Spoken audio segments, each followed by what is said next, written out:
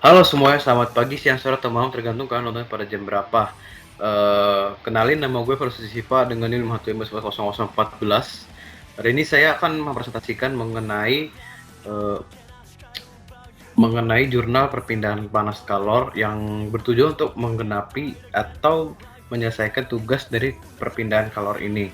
Oke, jadi judul yang akan saya presentasikan itu karakteristik perpindahan panas konveksi alamiah aliran nanofluida Al2O3 air dalam pipa anus vertikal. Jadi ini maksudnya dalam ilmu nuklir ya. Jadi ini ditulis oleh Renaldi Nazar dan dirangkum oleh saya sendiri. Oke, kita masuk ke pendahuluannya. Jadi dari aspek penting dari keselamatan reaktor nuklir sendiri itu adalah kemampuan dari fluida pendinginnya. Maksudnya gimana? Itu kan pasti kan dari inti nuklir itu kan pasti ada panasnya ya. Jadi harus ada fluida pendingin untuk agar panasnya itu bisa dikontrol. Nah, biasanya menggunakan fluida pendingin. Nah, ini tuh risetnya juga mengenai fluida pendingin alternatif. Oke, jadi ini tuh bisa berasal dari bidang permukaan bahan bakar yang ada di teras reaktor ataupun bidang permukaan panas terdapat pada alat penukar panas. Nah, itu tujuannya itu dijaga, ini disebutkan untuk mempertahankan integritas bidang-bidang permukaan sumber panas itu sendiri. Karena itulah perpindahan panas ini, koefisien perpindahan panas antara fluida pendingin dan permukaan panas ini penting banget nih dalam keselamatan reaktor nuklir. Oke. Nah, jadi, karena kan kita kan mau nyari fluida pendingin yang lebih efektif daripada air nih yang konvensional ya kan. Nah, itu biasanya menggunakan nanofluida. Dalam kasus ini, si Reynaldi Nazar ini menggunakan nanofluida Al2O3 untuk mengetahui apakah dia ini cocok untuk menggantikan air. Kenapa? Karena itu dipercaya dapat meningkatkan batas critical heat flux dan meningkatkan perpindahan panas pada quenching bahan bakar ketika terjadi LOCA, atau itu singkatan dari loss of coolant accident di teras reaktor. Oke, next.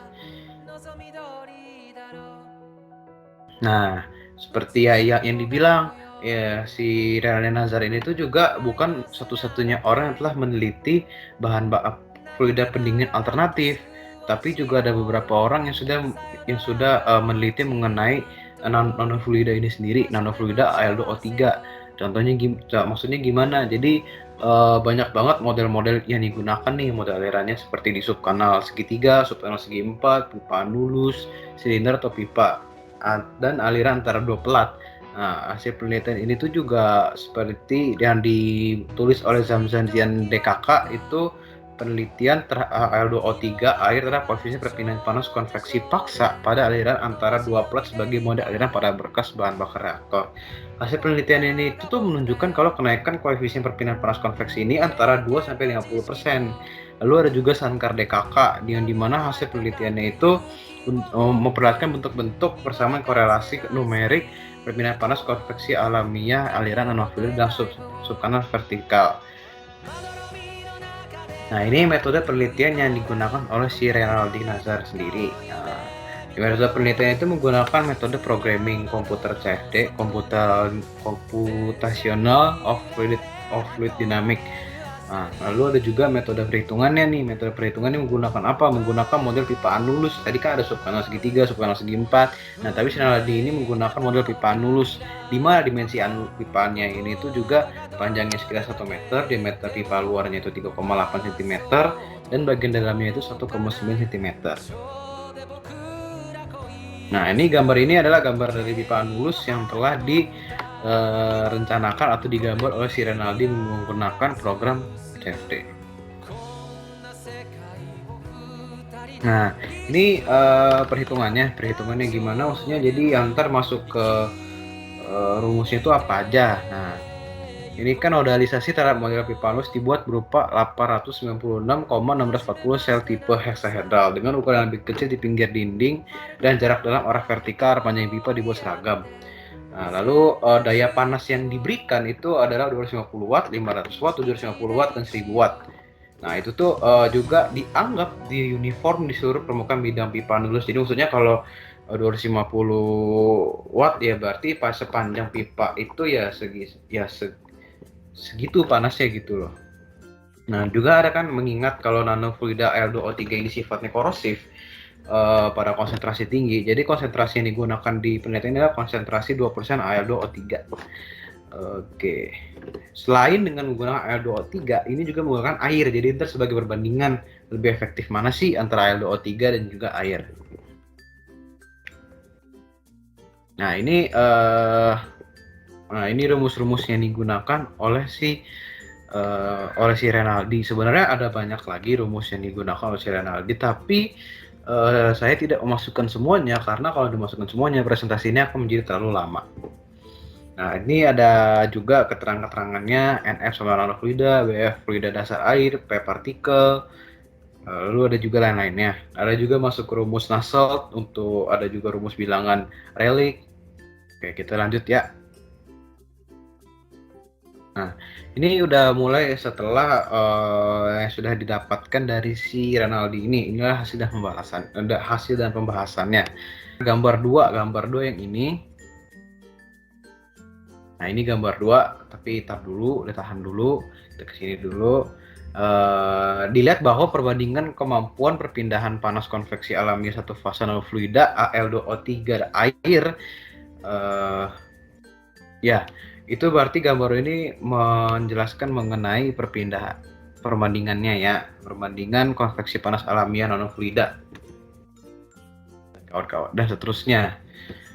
Ini bisa dilihat bahwa si nanofluida ini kinerja perpindahan panasnya lebih baik dibandingkan fluida konvensional air, di mana terdapat peningkatan nilai bilangan NU sekitar 20,5 sampai 35%. Berbeda dengan yang sudah dilakukan oleh Zamrus dan Kakak nih.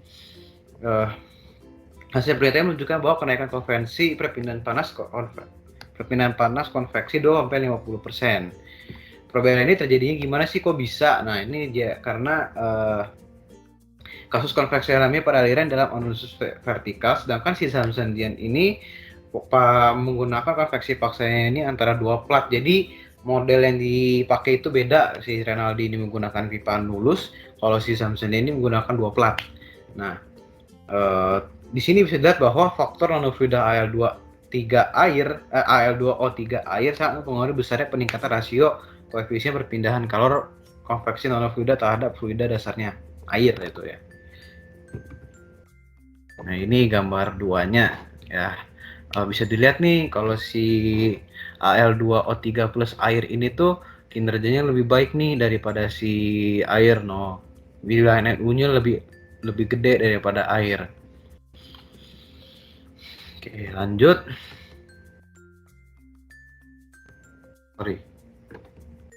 Oke.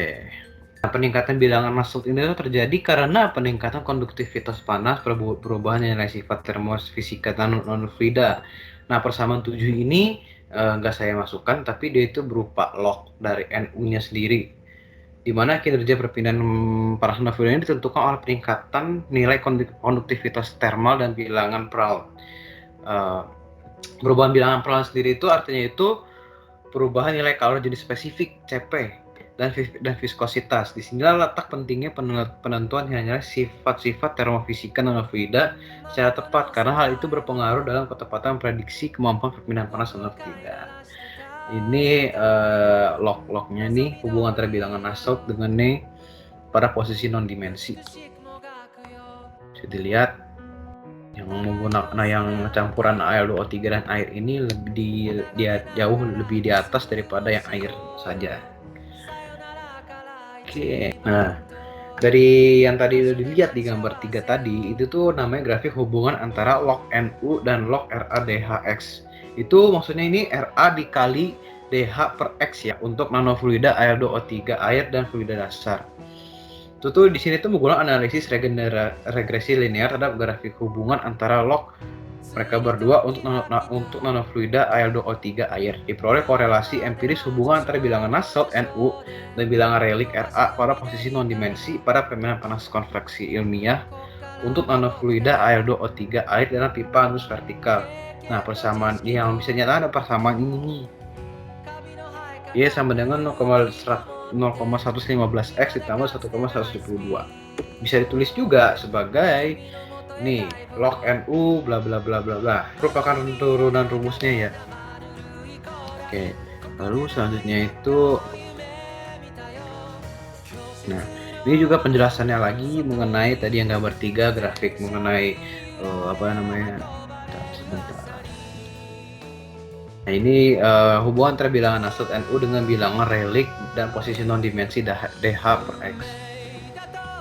Nah, itu tuh. Oke.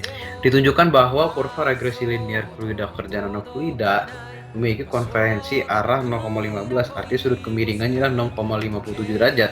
Sedangkan kurva regresi linear fluida kerja air memiliki koefisien arah 0,179 atau sudutnya itu 10,14 derajat.